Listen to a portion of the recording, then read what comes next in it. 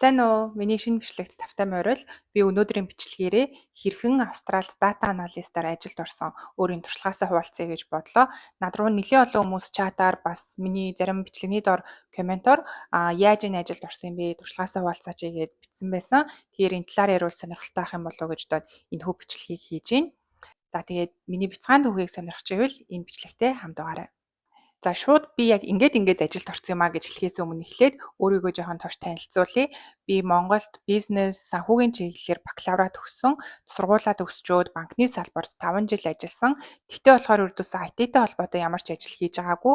Би банкнд ямар ажил хийдэг байсан бэ гэхлээр ихэвчлэн харилцагчийн сэтгэл ханамжийн судалгаа, эсвэл харилцагчийн санал гомдол дээр дүн шинжилгээ хийгээд удирдлагуудад танилцуулдаг. Тэдгээртэй холбоотой төслүүд дээр ихэвчлэн ажилладаг байсан. За тэгээд энэ тоо мэдээ бэлтгэх, тайлан гаргах гэд энэ болгоно нь юу н дата аналистийн ажилтай холбоотой л байсан юм бэлээ. Нэг өсөндөө би өөрөө ч мэдлгүй ингээд хөнгөн хэлбэрийн дата аналистийн ажил хийдэг байсан юм бэлээ. Одоо ингээд эргээд бодоод ахад. За тэгээ би банкнд 5 жил ажиллаад 3 жилийн өмнө Австралид мастера бизнесийн чиглэлээр хамгаалахаар анх уулын ирсэн. Тэгээ хичээлд яваад нэг 2-7 хоног болсон чинь хичээлдэр зааж байгаа бүх юм нь миний бакалаврт сурсан зүйлс эсвэл банкнд миний хийдэг байсан аргачлал одоо тэр томьёололч гэдэг юм уу бүх юм ер нь миний мэддэг юмнууд байгаад байсан.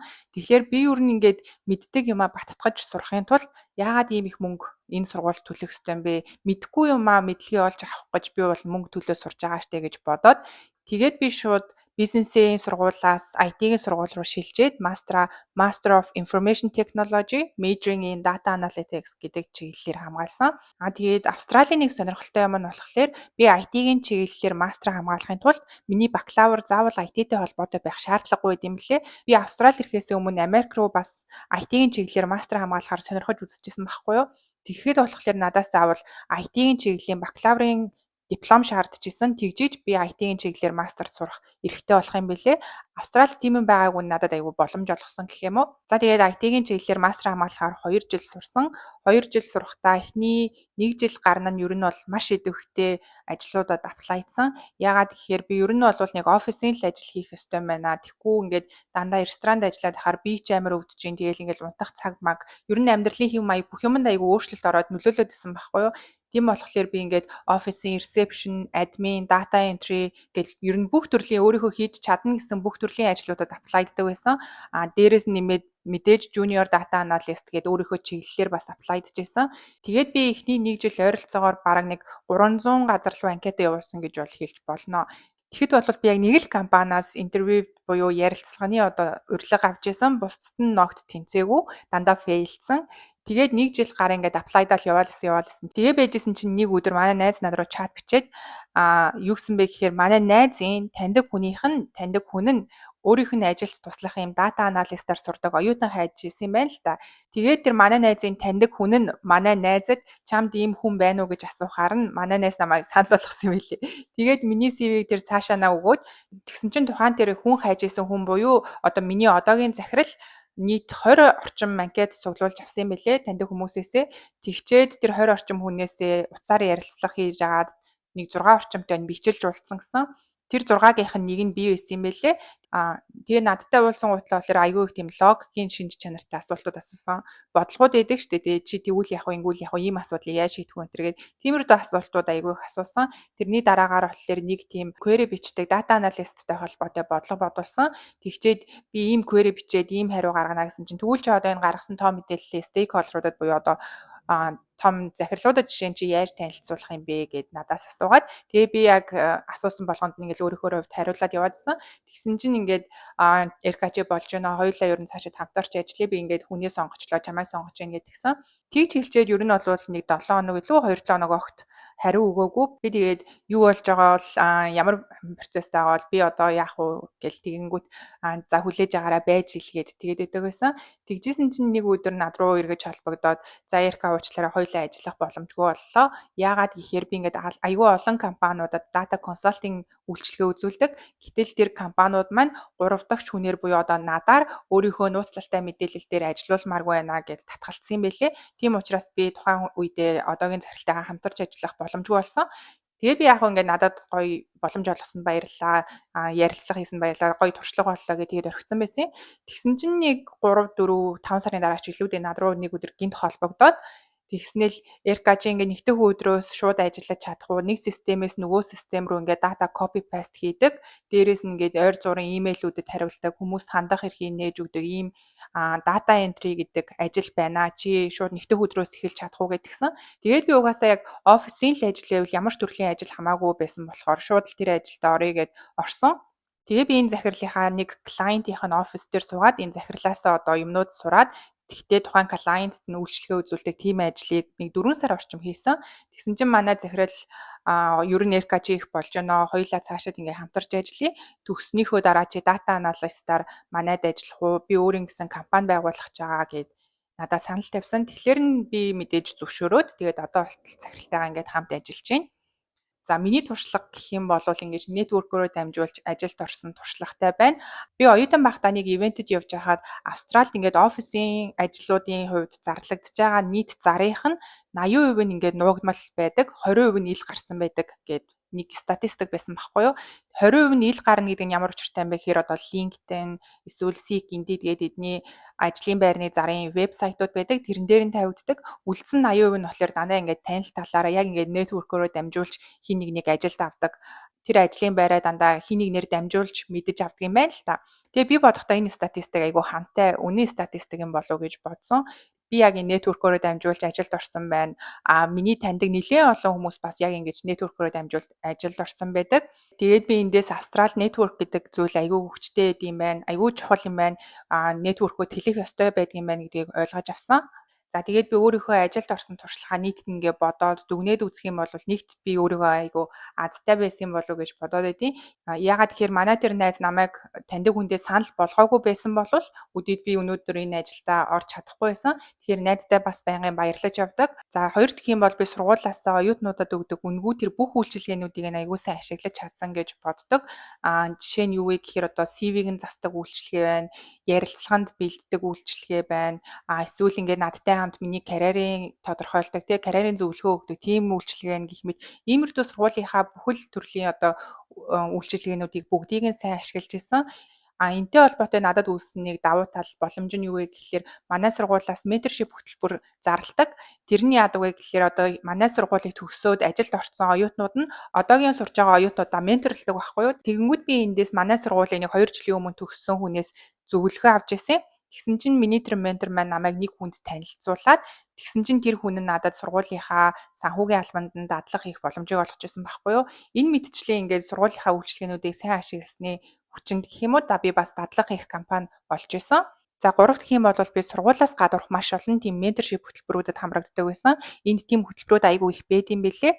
Ялангуяа эмэгтэй хүн IT-ийн салбарт, инженерчлэлийн салбарт орох юм бол тэр нь айгүй давуу тал болд юм шиг надад санагдсан. Энд нөгөө нэг иймэрдүү STEM индастрид орж ирэх байгаа эмэгтэйчүүдийг дэмжсэн хөтөлбөрүүд айгүй их байд юм байлээ л дээ. Би тэрнийхэн дагуу нэлээд олон менторшип хөтөлбөрт хамрагдчихсан.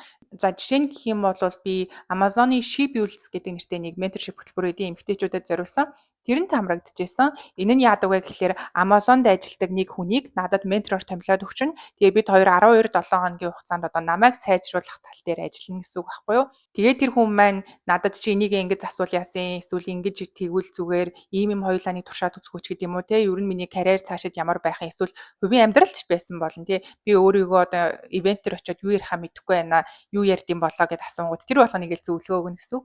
Тэгээд бид хоёр хамтдаа 12-7 хоног ажилладаг тийм нэг хөтөлбөрт хамрагдсан. Тэн дээр нэр надад нэг айгүй гоё боломж гарч ирж байсан шүү дээ. Би энэ хөтөлбөрт хамрагдаад тэгээд нэг in person буюу одоо биетээр уулздаг нэг ивент нь Brisbane болдог байхгүй юу? Тэгээд Amazon-ы төв офис дээр нь тэр ивентэд очсон чинь өөр нэг хүний ментор гээд Австрали, Шинэ Зеландын одоо public sector-ийн юугэнчүүлийн хариуцдаг нэг газрын захирал гэдэг эмэгтэйтэй танилцсан байхгүй юу. Тэгсэн чинь тэр эмэгтэй дахиад чамд ийм зөвлөгөө хэрэгтэй байх юм бол надтай уулзвал нээлттэй шүү өнтергээд тэгжээсэн. Тэгэхээр би за тэгээ хичээд орхисон байсан. Тэгсэн чинь өөрөө нэг өдөр над руу бичээд Эрка хоёлаа ингээд кофе уух уу? Чамд ингээд ярилцах зүйлс байгаа юу гэхлээр нөө тэгээ би шууд очиод кофе уугаад юм ярьчаад өөрийгөө ер нь нэлээд сайн танилцуулсан. Хичээд байжсэн чинь нэг хэд хоногийн дараа өөрөө над руу чат бичээд Эрка манай нэг нөгөө газрын одоо захиралд нэг ийм хүн хэрэгтэй юм байна.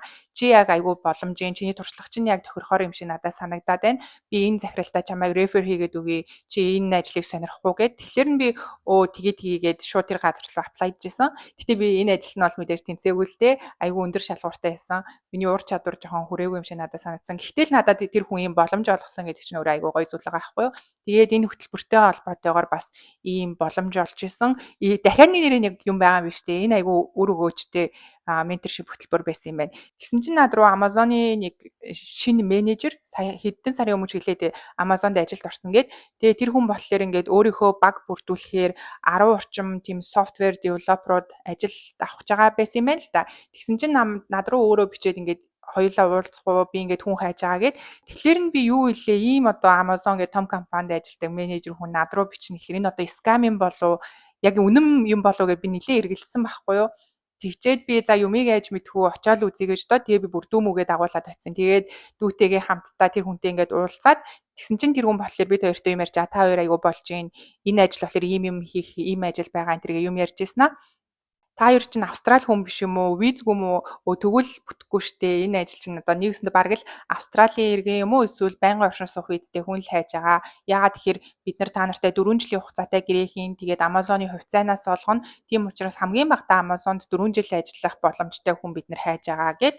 Тэгээд визний асуудлаас болоод энэ ажил маань цаашаа яваагүй. Гэтэ бас энэ хүнтэй уулзсан туршлага судалсан айгүй гоё үйл явдал болж исэн. Энэ айгүй өгөөжтэй ивент байсан юм байна. За энэс гадна дахиад нэг миний хувьд айгүй том нөлөө үзүүлсэн менторшип хөтөлбөр байдаг. Тэр болохоор бас дахиад 12-7 хоногийн хугацаанд бидэрт яаж CV-гээ бэлтгэв, түр яг л түрүүний сургуулийн үйлчлэгээ шиг ярилцлаганд орохдоо юу гэж ярих уу ч гэдэг юм уу. Тэр болгоныг ингээд илүү хувь хүний хөгжил талаас нь зааж өгдөг сургалттай менторшип хөтөлбөр байсан. Дээрээс нь сардаа нэг удаа байхаа ийм том компаниудад ажилладаг хүмүүстэй бидрийг уулзуулдаг байсан. Онлайнаар уулзуулна.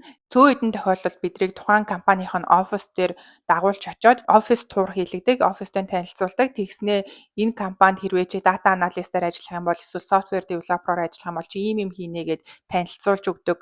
Тэр хүмүүстэй бас бидрийг яриулдаг. Тим боломж олгодог хөтөлбөр байсан. Энэ бас айгүй гоё хөтөлбөр байсан. Би энэ хөтөлбөрт хамрагдаад нэлээд олон хүмүүстэй бас танилцсаж авсан. За дараагийн буюу одоо дөрөвдөх миний энэ ажилд орохын тулд хийсэн зүйл юу байсан юм бэ гэхлээр би айгүй их network-ийн ивэнтүүдэд явдаг байсан. Австралид ийм IT-ийн чиглэлийн бусад чиглэлүүдэд ямар үдийг бол мэдэхгүй байна. Ямарсан IT-ийн чиглэлийн үед айгүй олон ийм network-ийн ивэнтүүд, хилэлцүүлгүүд их болд юм байлээ. Тэр болгонд би айгүй сайн алхаслаггүй явдаг байсан. Би бол Австралийн хэнийг ч танихгүй ирж байгаа шүү дээ. Тэгээ Монголд бол яг насаараа амьдарсан хүн чинь нэг юм асуудал гарах юм бол таньдаг мэддэг хүнийг нь олоод зөвлөгөө авчна. Гэтэл би хэнийг ч танихгүй ирчээд тэр дундаа ингээд IT-ийн салбарт, цоошин салбарт орсон. Тэгээд энэ чиглэлээр зөвлөгөө авъя гингүүд надад хинч байхгүй. Тийм учраас би ингээд өөрийнхөө танилын хүрээгээ нэмэгдүүлэх миний хувьд амар чухал зүйл байсан. Тийм учраас ийм их ивэнтүүдэд айгүй их явдаг байсан. Тэгээ хүмүүстэй зөндөө танилцсан. Тэгээд би өмнө нь хэлсэндээ 200 300 газар руу аплай хийсэн.